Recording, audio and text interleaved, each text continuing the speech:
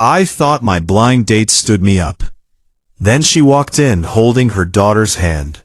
Description: I checked my phone for the 7th time in 10 minutes.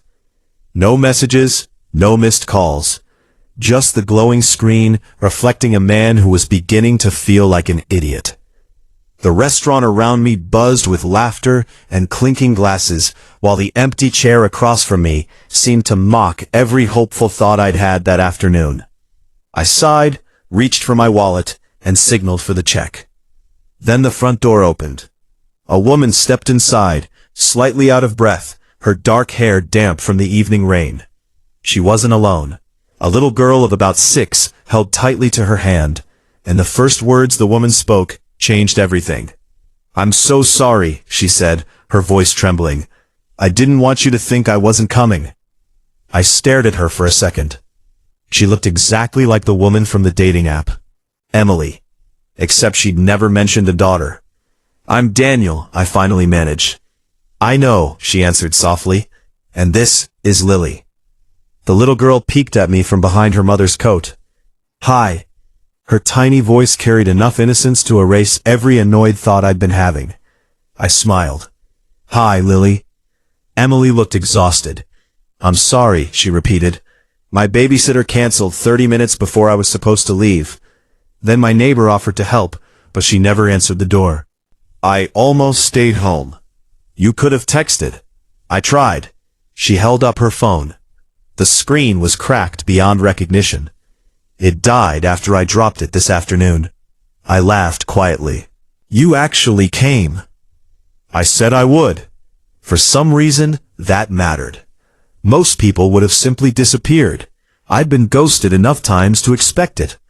Instead, she had walked through a rainstorm with her daughter because she'd made a promise to someone she'd never met. That told me more about her than any profile ever could. The waiter looked confused when Emily asked if they had chicken tenders. "They're not for me," she explained with an embarrassed smile. "They're definitely for me," Lily corrected. I couldn't help laughing. Dinner turned into something completely different from the romantic evening I'd imagined. Instead of candlelit flirting, I spent half the night helping Lily color on the paper kids menu. Emily apologized every 5 minutes. "I'm ruining this." "No," I said honestly. "You're just making it memorable." She looked at me carefully, as if trying to figure out whether I meant it. I did. By the end of dinner, Lily had informed me that dinosaurs were cooler than unicorns, chocolate milk was superior to regular milk, and adults asked too many questions. Emily rolled her eyes. "She's not usually this talkative." "That's because I like him," Lily replied. I pretended to wipe away a tear. "That's the nicest thing anyone said to me all week." Emily laughed. It was warm, real, not forced. The restaurant, the rain had stopped. "I should get her home," Emily said. "I understand." She hesitated. "I know this wasn't exactly a normal first date. I've had worse." "Oh?" "One woman spent 2 hours talking about her ex." Emily smiled. "I can beat that." "How?" "I accidentally brought my kid." We both laughed. "Want to try this again?" "Maybe when I have a babysitter." "I'd like that." She looked relieved. So would I. Before leaving, Lily waved. "Bye, Daniel." "Bye, dinosaur expert." She giggled. As they disappeared into the night, I realized something strange. I'd expected disappointment. Instead, I was smiling. The next Saturday, Emily and I had our real first date. Lily stayed with Emily's older sister. This time we talked for hours. She told me she'd been divorced for 3 years. Her ex-husband had walked away when Lily was still a baby. No birthday cards, no child support, nothing. It took me a long time to stop asking why, she admitted. And now? Now I just ask how to make tomorrow better. I admired that. She wasn't bitter. She was simply tired. There was a difference. Over the next few months we kept seeing each other. Sometimes just the two of us. Sometimes all three. Lily insisted on joining us for miniature golf. She cheated shamelessly. If nobody sees it, she whispered loudly while moving her ball closer to the hole, it's not cheating. Emily covered her face. I promise I'm raising her better than this. Lily defended herself. One afternoon she asked if she could call me Danny instead of Daniel. I said yes. Then one evening she accidentally called me something else. Dad. The room became silent. Lily froze. Emily looked horrified. I'm so sorry. Lily's eyes filled with tears. I knelt beside her. Hey. She wouldn't look at me. I know you didn't. I messed up. No. I gently lifted her chin. You made a mistake. She whispered, You're not mad? I could never be mad about that. She hugged me so tightly, I nearly lost my balance. Emily looked away, wiping her eyes. That night, after Lily fell asleep, Emily confessed something. She's been asking questions. What kind? She asked why other kids have dads at school events. I stayed quiet. I don't know how to answer anymore. I reached across the couch and held her hand.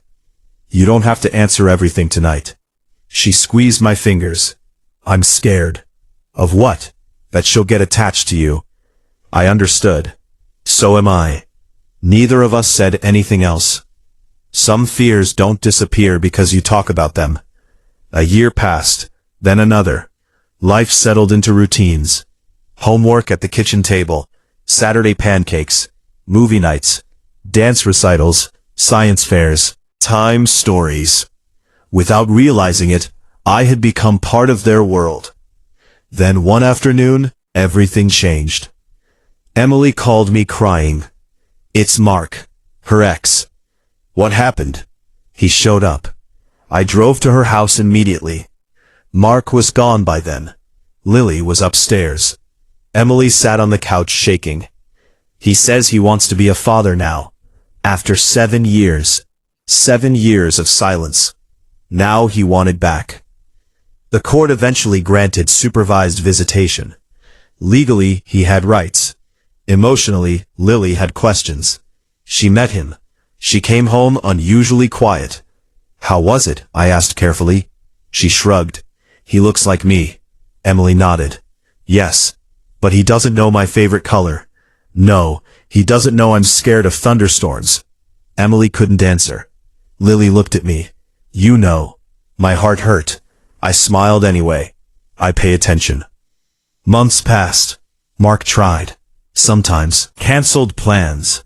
Forgot birthdays again. The old pattern returned. One rainy evening, Lily sat beside me on the porch. Can I ask something? Always. If someone leaves you twice. She searched for the words. Does it mean they never loved you? I swallowed hard. No. How do you know? Because people fail for different reasons. Then why did he leave? I looked at the rain. I don't know. She leaned against my shoulder. But you stayed. I did.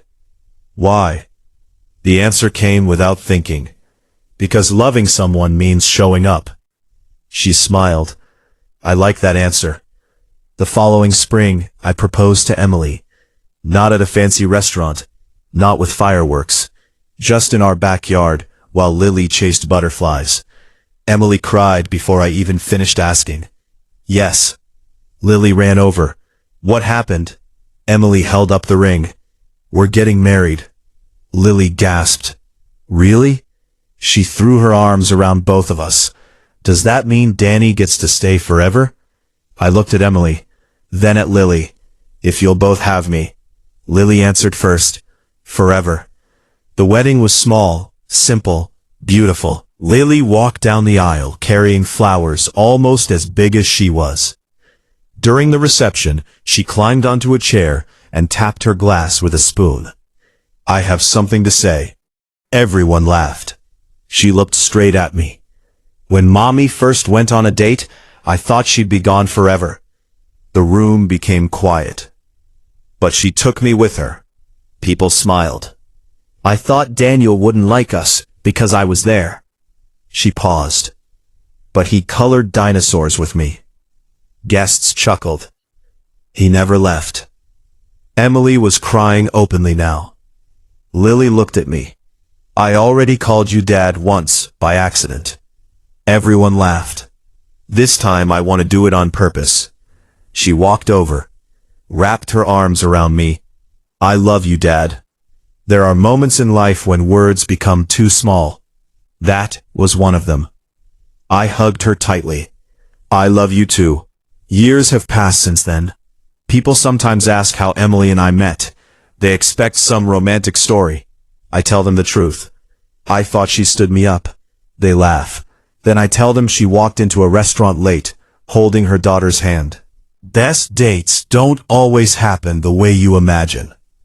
Sometimes they're interrupted by chicken tenders, crayons, and a 6-year-old who believes dinosaurs should rule the world.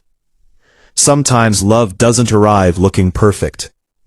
Sometimes it arrives tired, apologetic, soaked from the rain, carrying responsibilities instead of roses. And if you're lucky enough not to walk away too soon, you discover that the empty chair you were waiting to fill wasn't meant for just one person. It was always meant for two. Emily often says she almost stayed home that rainy evening. If she had, our lives would have gone in completely different directions. I would have kept believing I'd been forgotten. She would have kept believing no man would willingly choose a woman with a child. And Lily might have grown up thinking fathers were only people who left. Instead, one broken phone, one canceled babysitter, and one determined little girl changed all of our futures. Life has a strange way of disguising its greatest blessings as inconveniences. I thought I'd been stood up. What actually happened was something far better. The woman I was waiting for showed up exactly when she could, and she brought the family I never knew I had been waiting for all along.